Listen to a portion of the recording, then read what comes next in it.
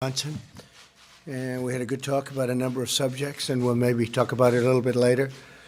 But we had an extended conversation and some pretty good ideas, I think. They want to see if we could do a couple of things, and they'll be doing certain things for us. I want to also thank the Minneapolis Police Department. They have been so incredible what they've done. Tomorrow we have a tremendous amount of people plan to go. I know the requests have been incredible. So I think it's a great state, and we're going to have a lot of fun tomorrow night. I think a lot of you are going to be with us. And then on Friday night, we'll be going to Louisiana. And there's a big election on Saturday to see whether or not there's a runoff, most likely. And I think we'll do very well. The Republicans are doing very well despite the witch hunt that they have on Republicans. So I just want to thank everybody for being here, coming to the White House on this important occasion. In a few moments, I'll be signing 2 executive orders to expand our record-breaking regulatory reduction campaign that is helping to fuel our incredible economic boom. I guess the stock market's up close to 250 points today, and this is despite lots of trade deals that are getting done one by one. We did a deal with South Korea, big one, really big one, and we did one yesterday with Japan, and that now goes into effect, and it's tremendous for our farmers. As you know, we have China coming. They'll be coming tomorrow. We have the Vice Premier of China coming. So we have a lot of big things happening. We have some tremendous deals under negotiation. So despite all of that, we have a great economy and a great market. Our housing market's on fire, and things are really doing well. You look at Asia, they're not doing well. Look at China's having a hard time at this moment, and I think they'd like to make a deal very badly. And so we have a lot of things that are really exciting, and to be in the midst of negotiating some of the worst trade deals ever made, and to be breaking them up and changing them for the good of the American taxpayer and for our country, and to still be doing so well. We had over 100 record-breaking stock markets, I think in 121 or something. I'll get you the exact number, but many, many days we broke the record, and we continue to do well. And when these trade deals are done and when certain other things that we're doing are done, it's going to be at a level that's incredible. That was the cutest noise. What was it? I heard this. See, I'm used to hearing them. And there's nothing cute about them. It's so beautiful.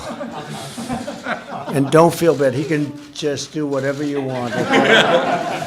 That's a beautiful sound. Today we take bold new action to protect Americans from out-of-control bureaucracy and stop regulators from imposing secret rules and hidden penalties on the American people. We're delighted to be joined on this occasion by Acting Director Ross Vogt, who has really done a fantastic job, Deputy Attorney Jeffrey Rosen. Are you busy enough, Jeffrey? And Congressman Mark Meadows. Mark, fantastic that you're here. Louisiana Solicitor General, I'll be there. Liz Murrell. Where's Liz? I'll see you on Friday. Yes, sir. I don't know if you'll be there, but we have a big crowd, so it's going to be great. Thank you very much, Liz. And several other state and local officials, we want to thank you all for being here. For many decades, federal agencies have been issuing thousands of pages of so-called guidance documents, a pernicious kind of regulation imposed by unaccountable bureaucrats in the form of commentary on how rules should be interpreted. All too often, guidance documents are a backdoor for regulators to effectively change the laws and vastly expand their scope and reach. Guidance has frequently been used to subject U.S. citizens and businesses to arbitrary and sometimes abusive enforcement actions. It sounds like they're talking about me. I think they're talking about me. I might have a conflict in signing this deal.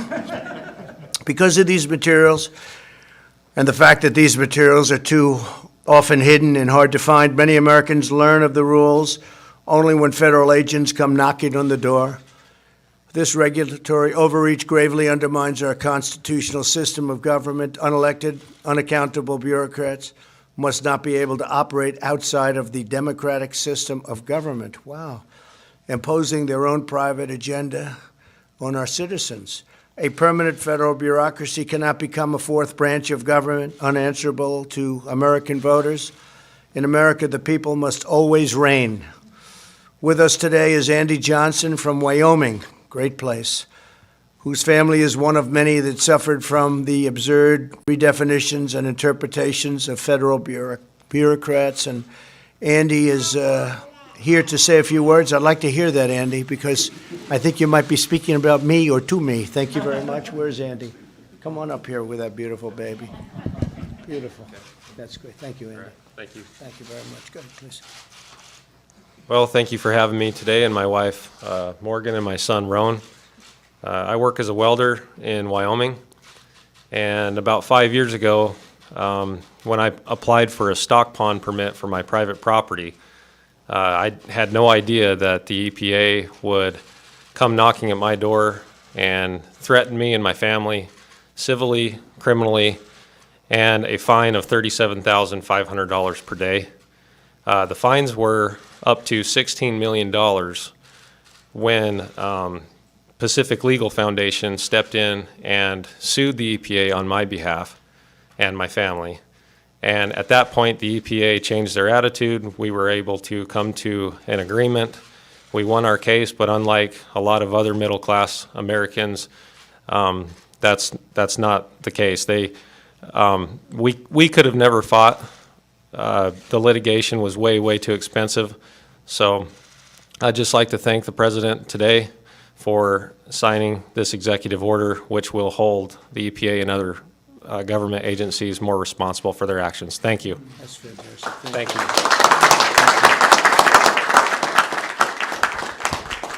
So they had you up to $16 million, but that's peanuts for you, right? That's great. Glad it worked out, and it's working out even better. We're also joined by Richard Schrock, who was prevented from expanding his business because of the obscure regulatory guidance on a rule from the 1980s, an old rule. And Richard, please come up and talk about it. Thank you. Thank you, Richard. Please. Thank you. Thank you very much. Thank you. Thank you. Mr. President, I'd like to thank you for the invitation to speak and bringing much-needed attention to the reform to the rulemaking process used by the regulatory agencies. I operate a family-owned business in Fairbanks, Alaska. We purchased some land for our business about 20 years ago so we could move operations out of town to the new facility and expand our facilities. We've spent the better part of 10 years and over $300,000 fighting with the regulatory agencies over the arbitrary and capricious nature of the Army Corps of Engineers wetland designation and their use of the Alaska Supplement versus the 1987 congressionally mandated Wetlands Manual. This effort does not include the time and energy put forth by the Pacific Legal Foundation on our behalf. I'd like to thank those folks as well. The last straw for us was when we lost our appeal in the Ninth Circuit Court, when they held that the agencies can make the regulations they want and require without congressional approval or oversight. I'm hopeful that the changes made today with this executive order, other landowners will not be negatively impacted as we have. Thank you again for this opportunity. That's great. Thank you, Richard. Well, thank you very much, Richard. You know, you mentioned the Ninth Circuit, so we have a lot of great new judges in the Ninth Circuit, and we're going to be very close to 182 new judges over the next very short period of time. So that'll be, we are in record territory by a lot. So we're going to have 182 new federal judges, not including 2 Supreme Court judges. And I guess we're already at the 156 number, Jeff and Mark. I think we're at about 156 judges now signed and sitting and doing a great job. But we'll be at about 182 before we normalize meetings, retirement, and various other reasons that they leave. And we could average about 40 or so a year from that process. So we'll have probably a very big record number of judges, federal judges in this administration. And I want to thank President Obama for leaving us 138 empty slots, because that's a first. That's a first. I said, how many do we have? He said, sir, you have 138 to 142. I said, you got to be kidding. So I want to thank you, President Obama.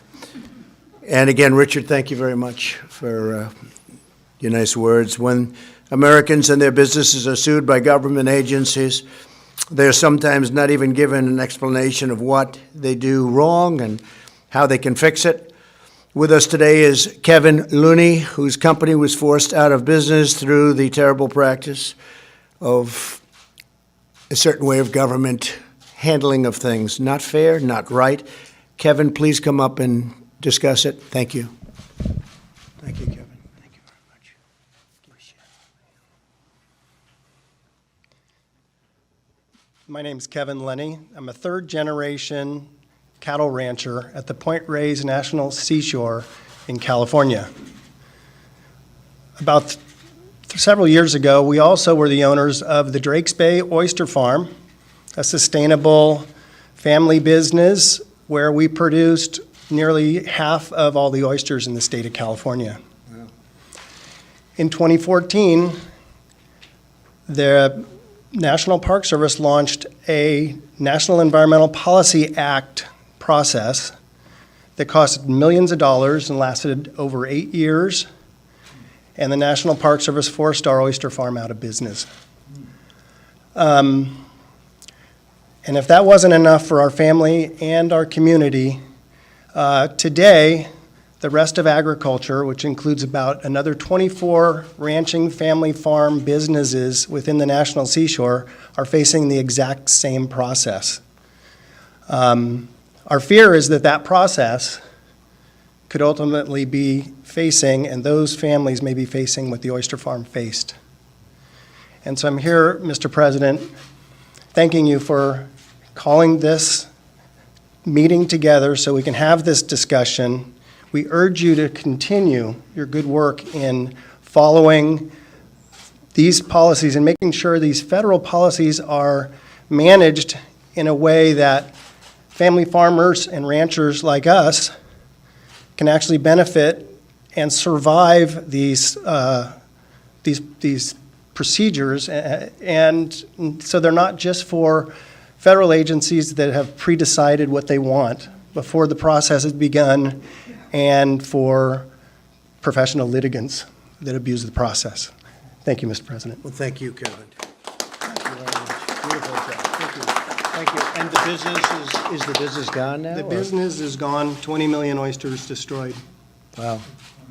They forced you out of business. Yes. So I have to say, Kevin, I know what you've been through. I read a little bit about it, and I've heard about it also, and it's very sad.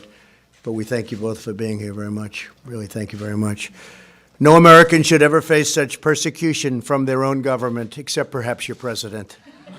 Don't feel bad, Kevin. They treated you better than they treat me. I do believe that's true. I do believe that's true, Meadows. Today I'm taking action to stop it. My first executive order will require agencies to publish guidance documents online so that small businesses and everyday citizens can easily find them. Agencies will have to seek public input on the most important guidance, and the whole process will be closely overseen by the White House. I'm going to have somebody right here in the White House looking at it, Kevin, so this doesn't happen to other people. You're very brave to be here. I really think it's incredible. I really mean it. Americans will no longer be subject to the rules of hidden games that are played on the public. The second order I will sign today will protect American citizens from secret interpretations of regulations, unexpected penalties, and violations of their rights. From now on, agencies will be required to inform individuals about any case against them and respond to their arguments. It will be the agency's duty to fully educate small businesses about new regulatory changes. Today's action is just the latest step in my administration's tireless fight to curtail job-killing, soul-crushing regulations. I want to thank Jeff for doing the great job. The Justice Department worked very hard with all of our people over here. They did a fantastic job, and I want to thank you very much, Jeff. We ended the war on American energy. We're canceling restrictions that devastated American auto workers. We're stopping regulations that micromanaged our great farmers.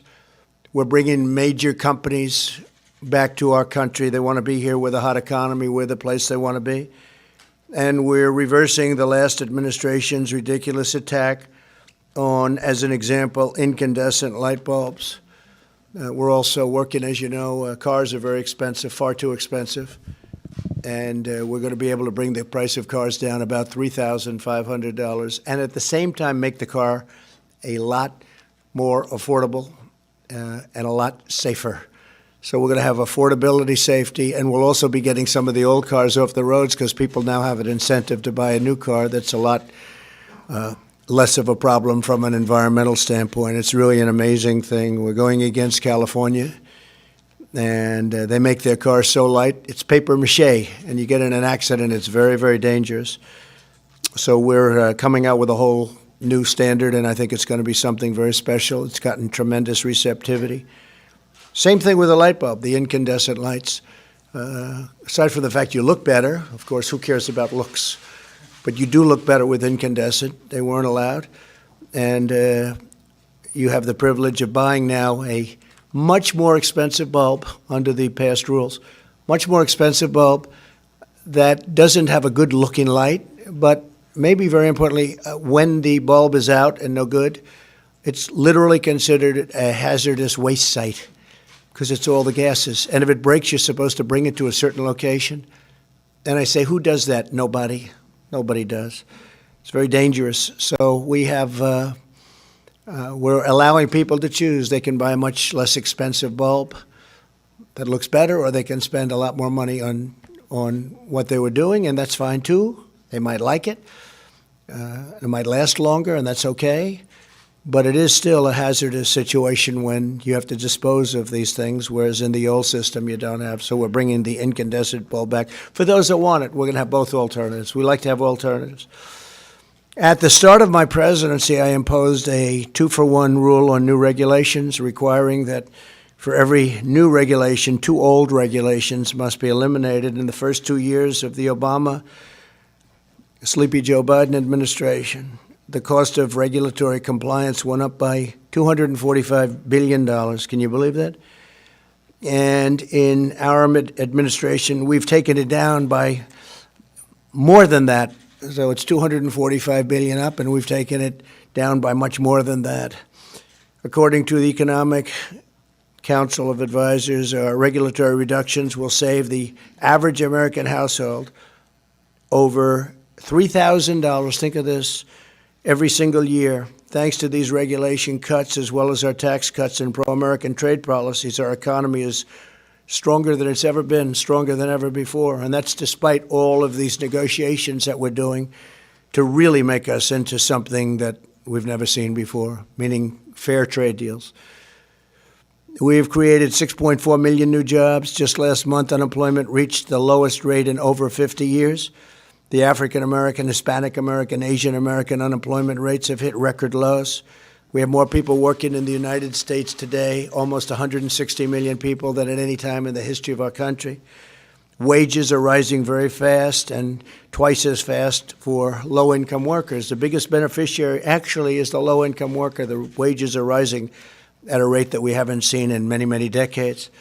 When I first started campaigning, many of you were with me, I used to talk about workers that would make more years ago, 21 years ago, than they made a few years ago, because now it's gone up a lot, but a few years ago, and that have 2 jobs and 3 jobs, and yet they did better 21 years before. With today's executive order, we continue this incredible economic success, and we defend American liberty for generations to come. I would like to now invite Acting Director of OMB, Russ Vogt, to say a few words about the exciting news. And I want to thank Russ for doing an incredible job. And when Russ is finished, we're going to sign the executive orders. Thank you very much. Thanks. Thank you, Mr. President. As a result of your leadership, Today, we're making a major step forward in the effort to drain the swamp and to get our arms wrapped around the administrative state. We can't do that until we know all of the dark regulatory stealth regulation that is out there. And that's one of the reasons why we're asking all agencies to be putting on their website, on a searchable website, all of these regulations so that we can understand what it is, and anything that's not put up there is rescinded. Secondly, we want to make sure that the American people, families and small businesses, are no longer bullied by their federal government. We've all had to deal with the motor vehicle department down the street from us. Think about dealing with the federal government. It's an entirely different situation, and the people that are here today who have flown in on their own dime to be a part of this celebration can attest to that. We want to make sure that there are no stories ever again of people being bullied by their federal government. And so we're thrilled that you took this on, Mr. President. Looking forward to these executive orders. Thank you.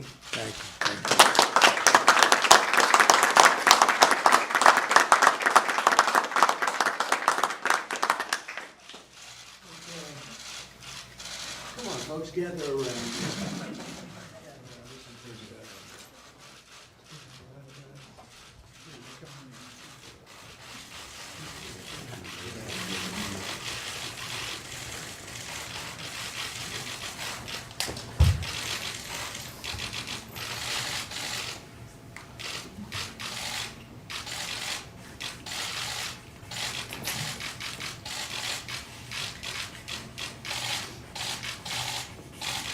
Where's Kevin? Right here. Come in there.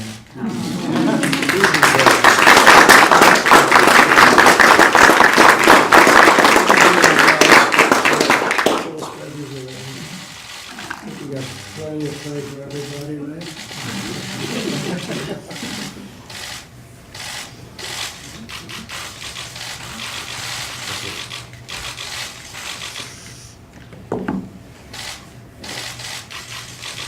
Okay. Thank you very much, everybody. Congratulations. Congratulations. Thank you. President,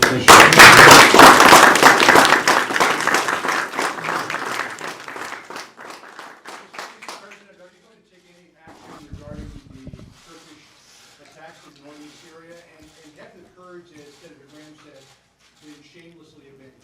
So we have no soldiers in the area. We've been talking to Turkey for 3 years. They've been wanting to do this for many years, as you know. They've been fighting each other for centuries. They've been fighting each other for hundreds of years. This has been going on.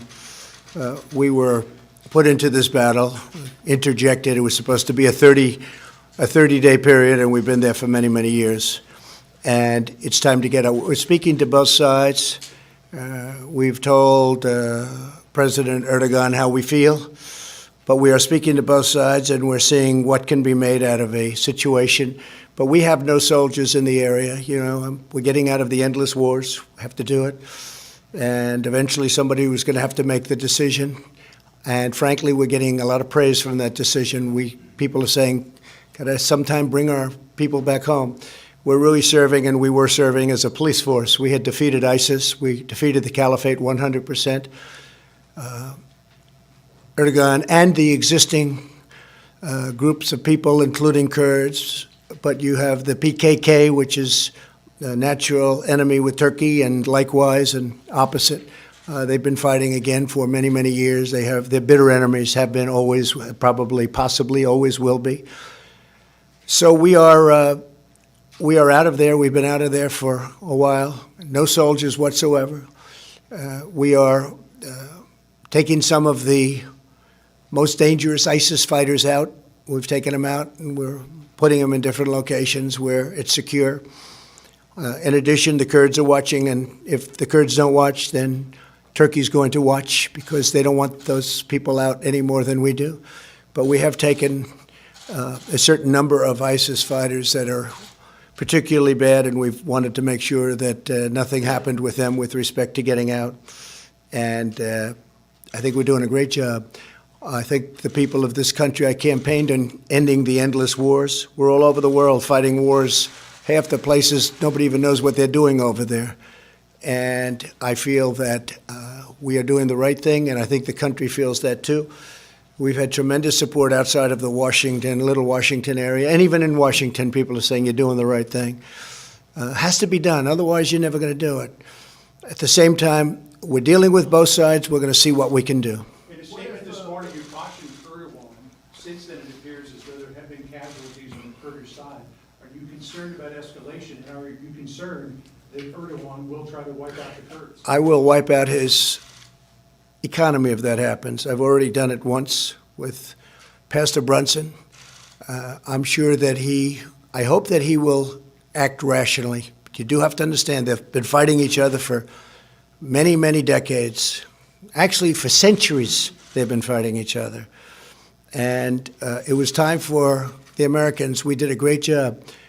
We took care of ISIS. We captured 100%. You remember I was thinking, John, of leaving at 97 and 96%, and that last 3 or 4% was the hardest part.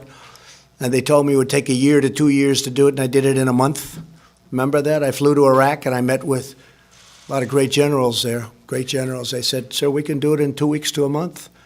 And we did it in 2 weeks to a month, and we took it. And in the meantime, we've been watching over a lot with the Kurds, watching over a lot of prisoners, some very bad people. A few in particular very bad, really bad. And some of those people we've already taken. We've taken them out. They should go back, by the way. They should go back to Europe. Many of them came from Europe, but they should go back to Germany, to France, I spoke with Boris Johnson, a couple to UK, some to UK actually, but they came from various parts of Europe. They didn't come from our country, and we did them a big favor, and we said to France, we said to Germany, we said to various countries in Europe, we'd like you to take your people back. Well, we don't want them, How about you taking them? I said, we don't want them either. Nobody wants them. They're bad, but somebody has to watch over them. I said, look, we did you a big favor. You take your people back. You take them back. They're citizens in many cases of those countries, of France, Germany. They didn't want to take them back. I gave them one chance. I gave them another chance. I gave them a third chance, and I even gave them a fourth chance. They didn't want to take them back.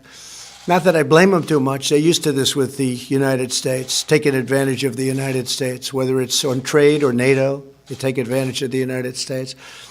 But we think that maybe the Kurds will do a job, and if not the Kurds, we think Turkey will do a job.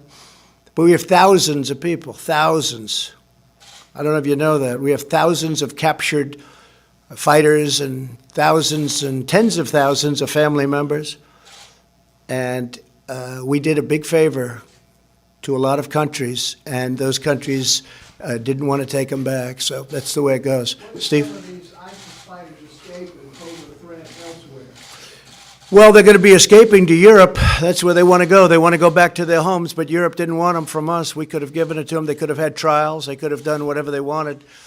But as usual, it's not reciprocal. You know my favorite word, reciprocal. That's all I want. I don't want an edge. I just want reciprocal. And it's not reciprocal, Steve. It's not a fair deal for the United States. And when President Obama took the PKK, you know, when they bring in PKK, that's a tough deal because that's been a mortal enemy of Turkey. So when you bring them into a partnership, it's a tough situation because it's tough for Turkey. It's probably tough for them. They've hated each other for many, many years, for hundreds of years. I mean, it's amazing when you look at history and you look at culture, but you look at the length of the time and the fighting for so long. So we imposed ourselves into it. And look, I've said it. I said it just yesterday. The single worst country, the United States, if you take a look at, you know, what we're doing with countries and the relationships we have with countries, but maybe putting it a different way, the worst mistake that the United States has ever made, in my opinion, was going into the Middle East. It's a quagmire. We are up to close to $8 trillion, and we're bringing our folks back home. We have great, talented military. We're bringing them back home. Our military has never been stronger, but we're now acting as police. We're We're policing areas. We're doing jobs that other countries should be doing. We're doing jobs, frankly, that Europe should be doing. We're doing jobs that Russia should be doing, that Iran should be doing, that Iraq, Turkey, Syria should be doing. They should be doing this. We shouldn't be doing it. We're 7,000 miles away. Lindsey Graham is talking about imposing economic sanctions on Turkey over this incursion in Syria. What do you think about that? Well, I think it's okay. I've already told that to President Erdogan. Far more than sanctions. I'll do far more than sanctions. Lindsey, and I'd feel differently. I think Lindsey would like to stay there for the next 200 years and maybe add a couple of 100,000 people every place. But I disagree with Lindsey on that. But I will tell you that I do agree on sanctions, but I actually think much tougher than sanctions if he doesn't do it in as humane a way as possible.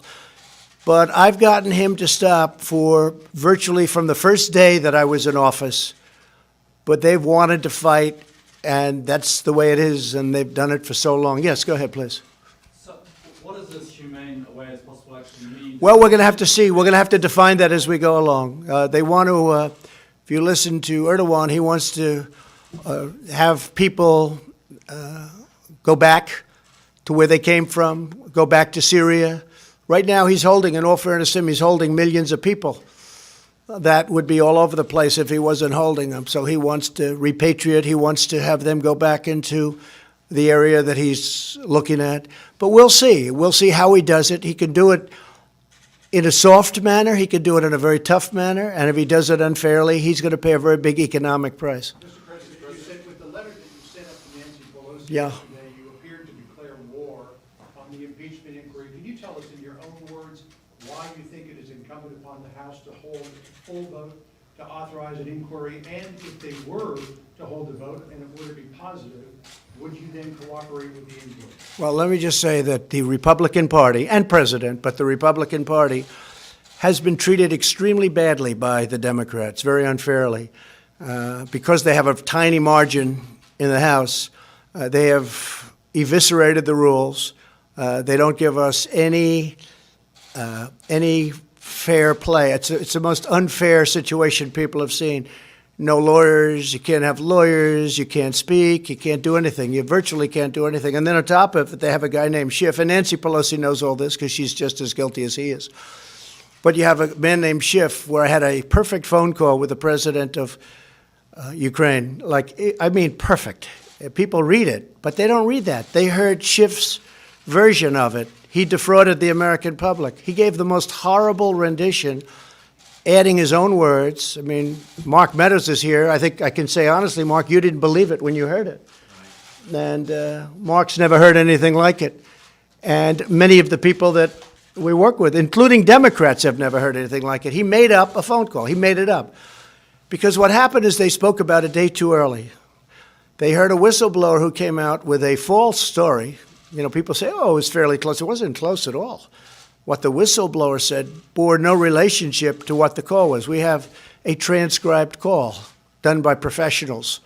And the call was a perfect call. But Schiff made it up.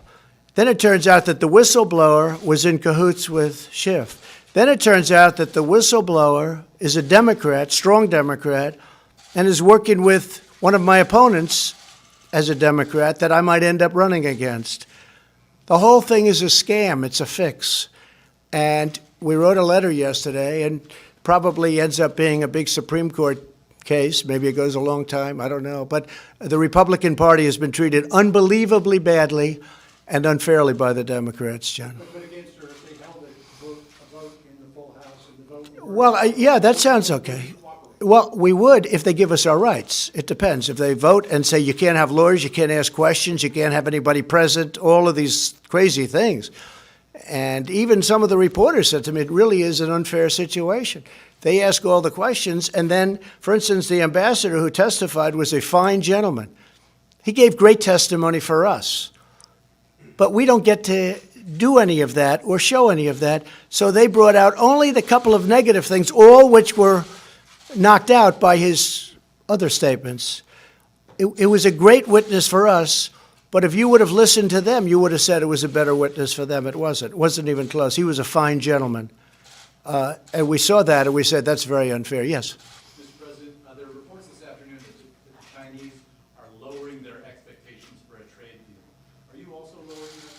No, I don't think so. I think they feel that I'm driving a tough bargain, but I have to. You know it better than anybody. You do a good job over there. Watch a lot. We are so far down in terms of where we started from presidents that didn't do their job for many years. Since the World Trade Organization founding, China went in 2001 or so. China went in and just ripped off the world. So, and I told that to President Xi. I said, you know, this can't be like a 50-50 deal. Because a 50-50 deal, you're like up there, we're down here. So a 50-50 deal, it doesn't work, right? You got to have a little balance. This has to be a better deal from our standpoint. And I think they fully understand it. One of the really good meetings I had today was with our people on opioids and drugs and fentanyl in particular with respect to your question. And they said that Chinese leadership has a lot of respect for our president. And they are really being much more careful. It's a much different situation. We have some great drug numbers. Now, what is great drug numbers? If you're down 15, 16, 20, 25%, it's still horrible what's going on in this country and in the world. In the whole world, it's horrible. But no, I think they have a lot of respect for us. First time they've ever respected us. I think China has a lot of respect for me and for our country and for what we're doing. And I think they can't believe what they've gotten away with for so many years. Are the Chinese wrong to be putting pressure on the NBA, sir? Well, the NBA is a different thing. I mean, I watch this guy, Steve Kerr, and he was like a little boy. He was so scared to be even answering the question. He couldn't answer the question. He was shaking. I don't know. I don't know. He didn't know how to answer the question. And he'll talk about the United States very badly. I watched Popovich, sort of the same thing, but he didn't look quite as scared, actually. But they talk badly about the United States, but when it talks about China, they don't want to say anything bad. I thought it was pretty sad, actually. So are you okay? It'll be very interesting. Excuse me? Are you okay then with the Chinese government pressuring the NBA over Hong Kong? They have to work out their own situation. The NBA's, they know what they're doing, but I watched the way that, like, Kerr, and Popovich, and some of the others were pandering to China, and yet to our own country, it's like they don't respect it. It's like they don't respect it. I said, what a difference. Isn't it sad? It's very sad. To me, it's very sad. John? Mr. President, Joe Biden came out for the first time today and said you should be impeached. Your response? Well, he's falling like a rock. We have him on tape with corruption. I mean, he's getting the prosecutor for, I guess, John, it was $2 billion, saying we're not going to give you the $2 billion or whatever the amount was unless you get rid of this prosecutor. And then he goes, lo and behold, the prosecutor was gone. And that was the prosecutor. Excuse me, John? 1.2 billion. Not a lot of money. And then his son takes out 1.5 billion from China. And by the way, the $50,000 a month that he was getting from Ukraine looks like it's $168,000 split among him and somebody else, his friend. And also there's a payment of about $3 million to his son. His son just got thrown out of the Navy. So Biden is dropping like a rock. I don't think he's going to make it. I didn't think he was going to make it for a long time. I don't think he's going to make it. And I guess this is one way he can do it. You know, he didn't say that until right now, and he sees what's happening to him. I guess he's no longer the front runner. But look, I feel badly for him because I know he's going through a lot. He's been hit, and he's been caught red-handed. I mean, here's a man who is on tape saying exactly what he's going to do in terms of corruption, and he gets away with it. If that ever happened to a Republican, they'd be getting the electric chair right now. They'd be right now being walked into the electric chair. It's a whole different standard. What Joe Biden said on tape, this isn't like, gee whiz, we think. What he said on tape, and the fake media doesn't want to play the tape. They hardly play it.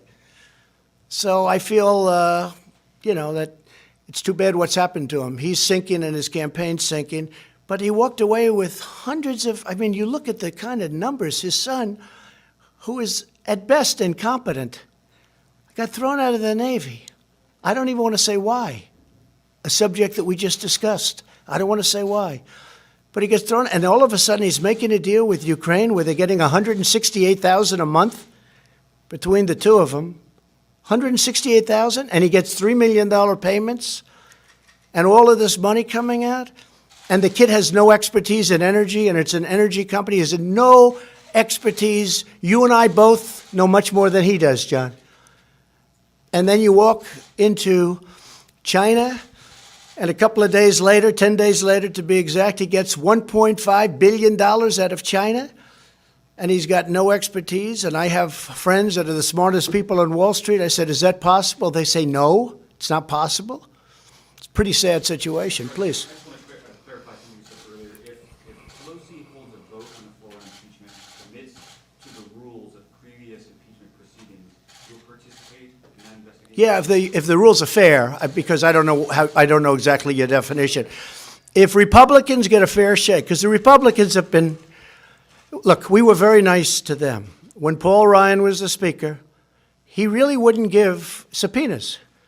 And I'm not saying good, bad, or indifferent. Here's a man that knows it very well. They'd go in with all of the corruption that you've been reading about and all of the things that they did wrong with Comey and all of these people and all of the things they did wrong.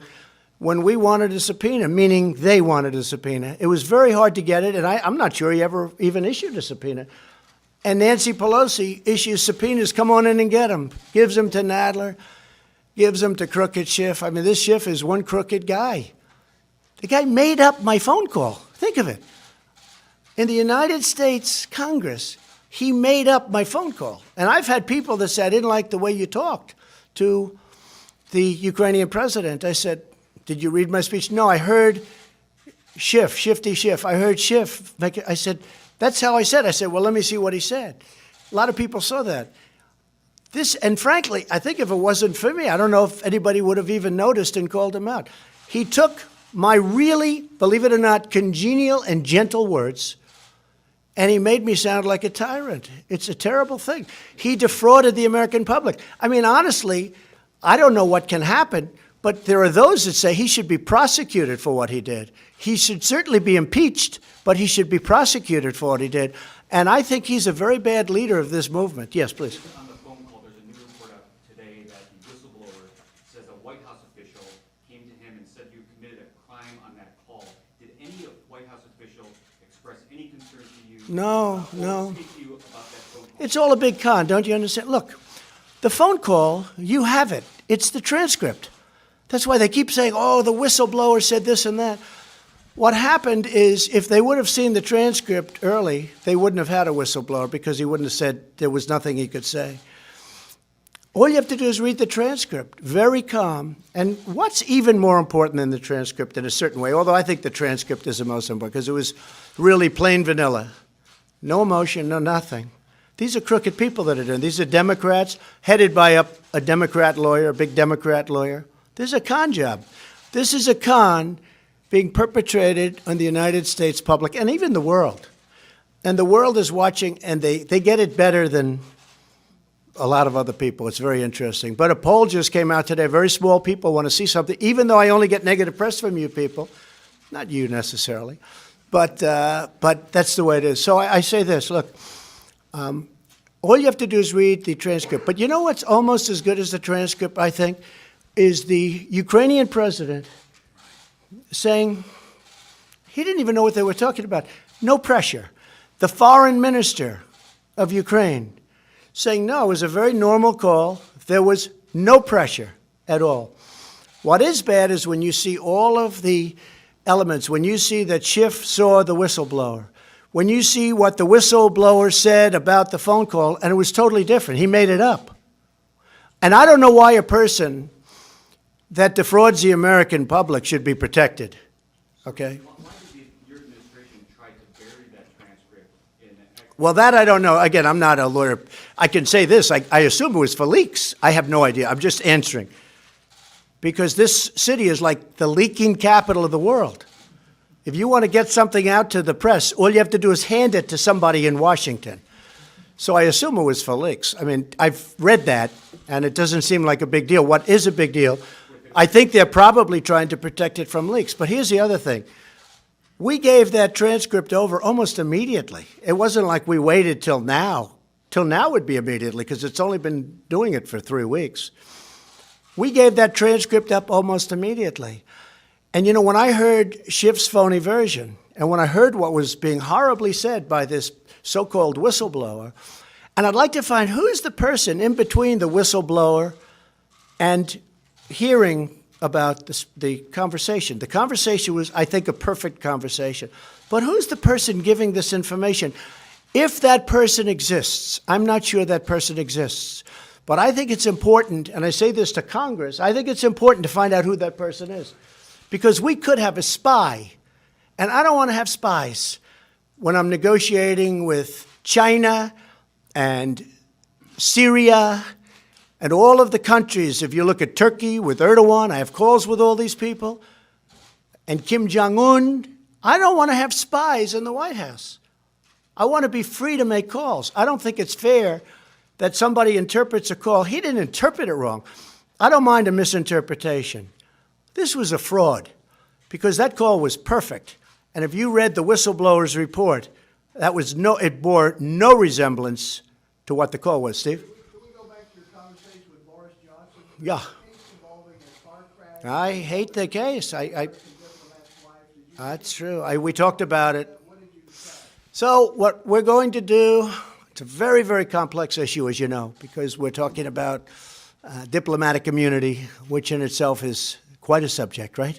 You people could lecture me on it, I suspect, but it's quite a subject. A terrible accident occurred. The person driving the car, they know who it was, and they have that on camera. A young man was killed on his motorcycle. He was killed. Sounds like instantly killed. The woman, through diplomatic immunity, left the UK, came back to America. And what I'm going to try and do and see, because I understand where the people from the UK are, and frankly, a lot of Americans feel the same way. I was telling Boris, we have a lot of Americans that, they side on the fact that, you have two wonderful parents that lost their son, and the woman was driving on the wrong side of the road. And that can happen. Those are the opposite roads. That happens. I won't say it ever happened to me, but it did. When you get used to driving on our system and then you're all of a sudden in the other system where you're driving, it happens. You have to be careful, very careful. So a young man was killed. The person that was driving the automobile has diplomatic immunity. We're going to speak to her very shortly and see if we can do something where they meet. It was an accident. It was a terrible accident. We're going to speak to her, and we're going to see the person driving the car, the wife of the diplomat. We're going to speak to her and see what we can come up with so that there can be some healing. There's tremendous anger over it. It's a terrible incident. There's tremendous anger. And I understand the anger from the other side very much. President, when you met with Robert Mueller in May of 2017 in the Oval Office, were you in fact interviewing him for the position of FBI? And were you aware at the time that he was in the Oval Office that he had had prior conversations with Rod Rosenstein about potentially becoming special counsel? Okay. To your second question, absolutely not. I had no idea that he was doing that. To the first question, he absolutely wanted to become the FBI director. And I said, no.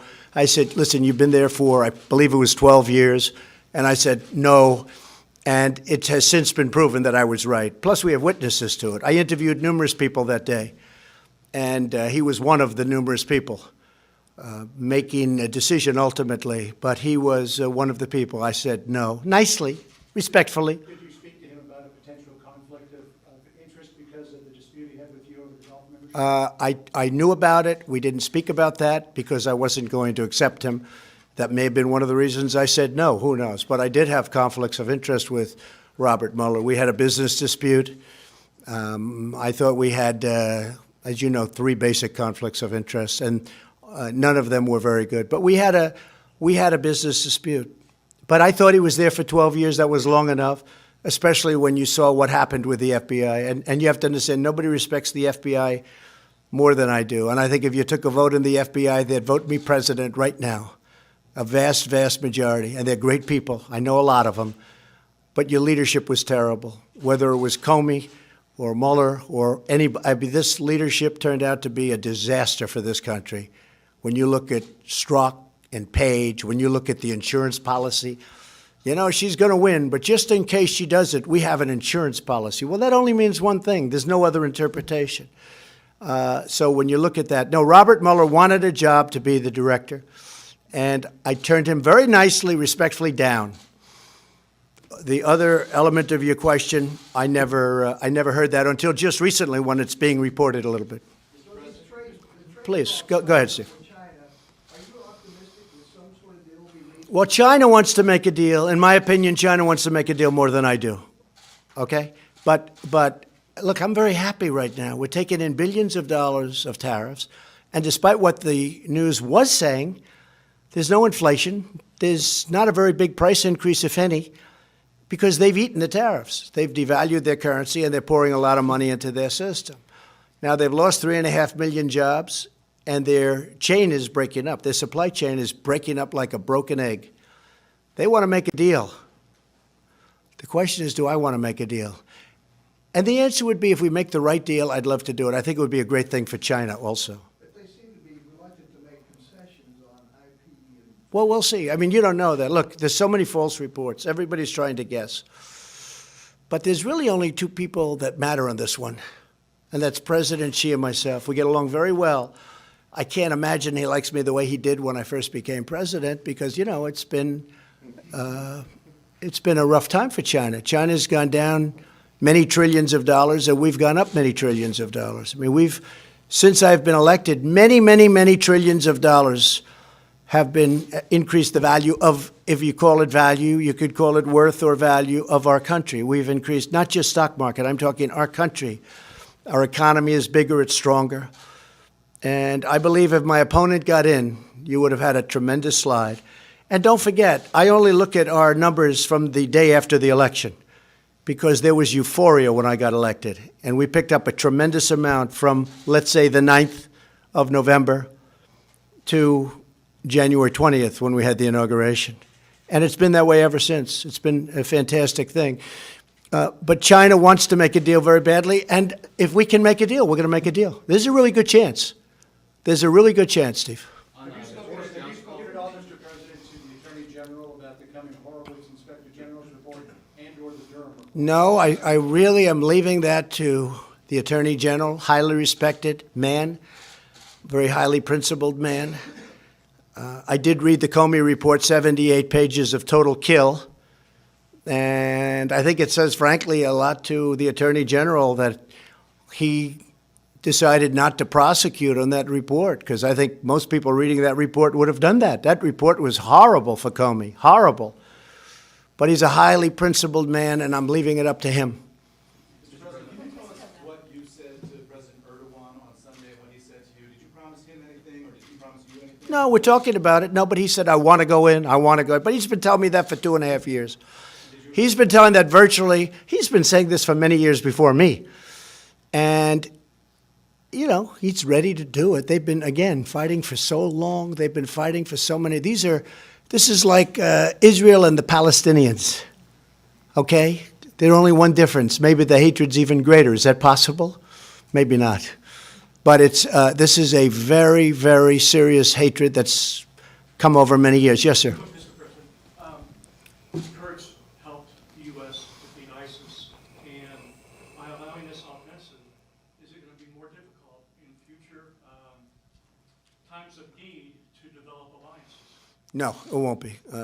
It won't be at all. Alliances are very easy. But, you know, our alliances have taken advantage of us. If you look at how much money we spend on NATO and how much money countries from Europe, who are really a much bigger beneficiary than we are, okay? You know, they're there and we're here. We're many miles away. Our alliances, in many cases, have taken tremendous advantage of us. If you look at NATO, I got them to pay $100 billion more.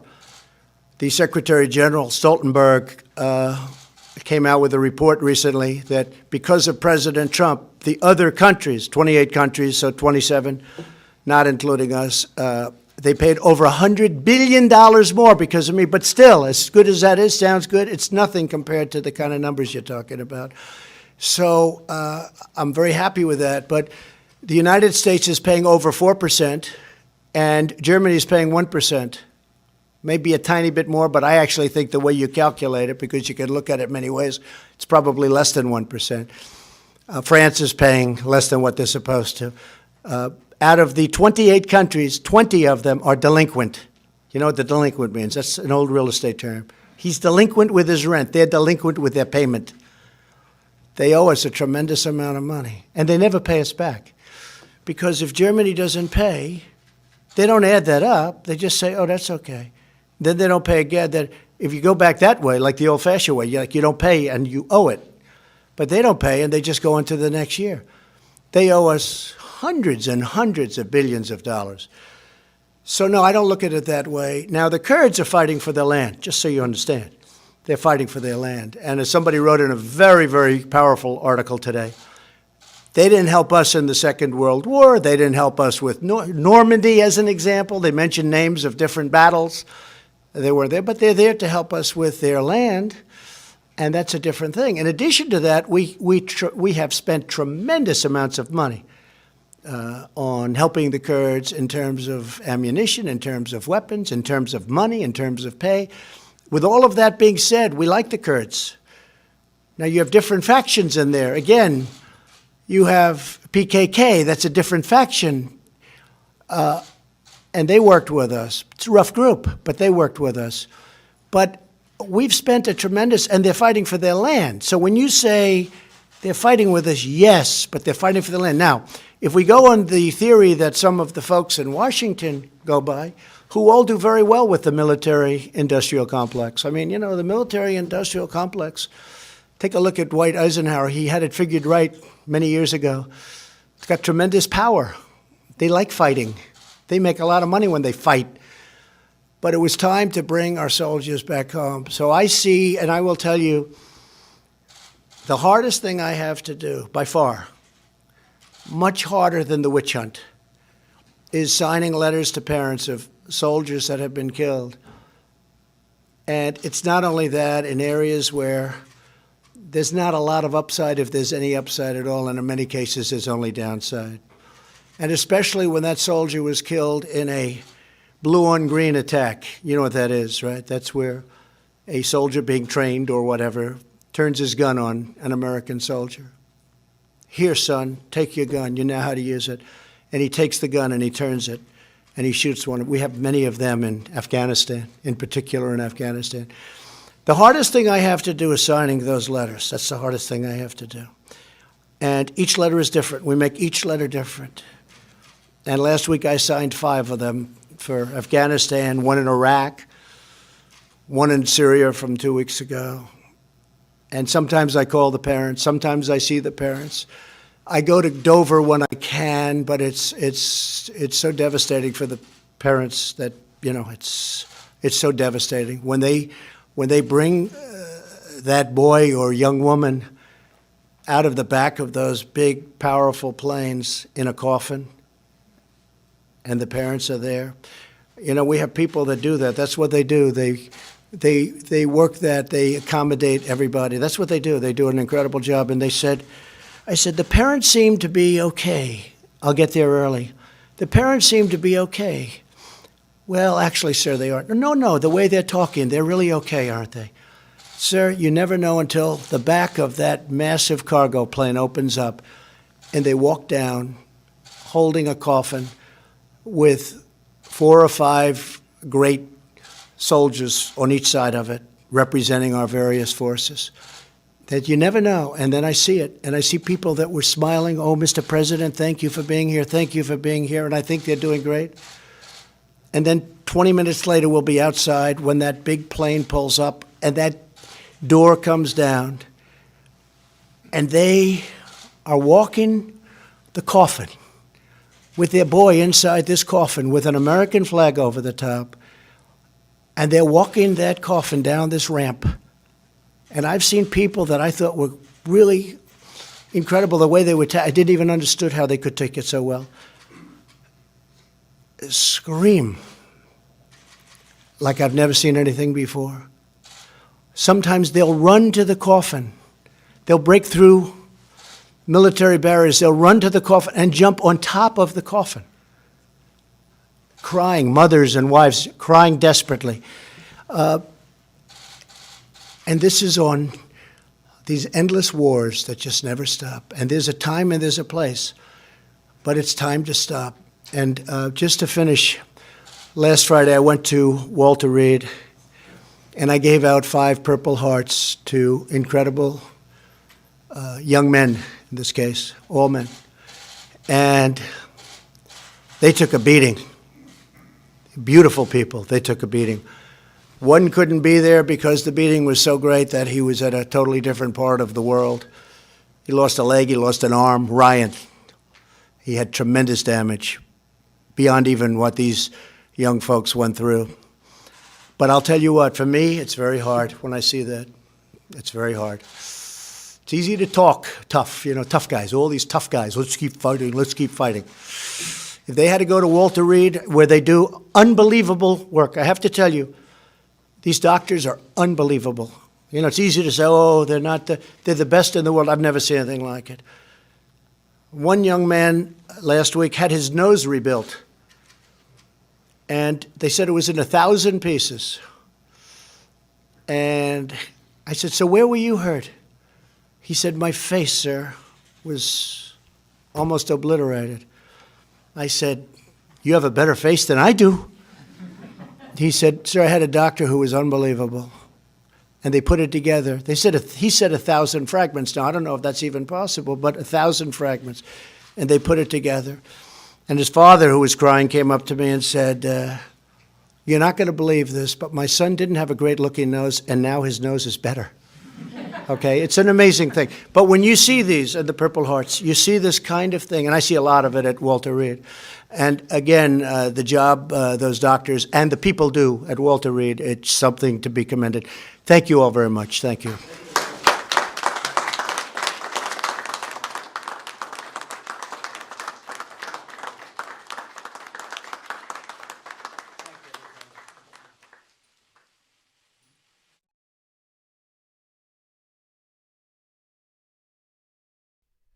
All right, folks.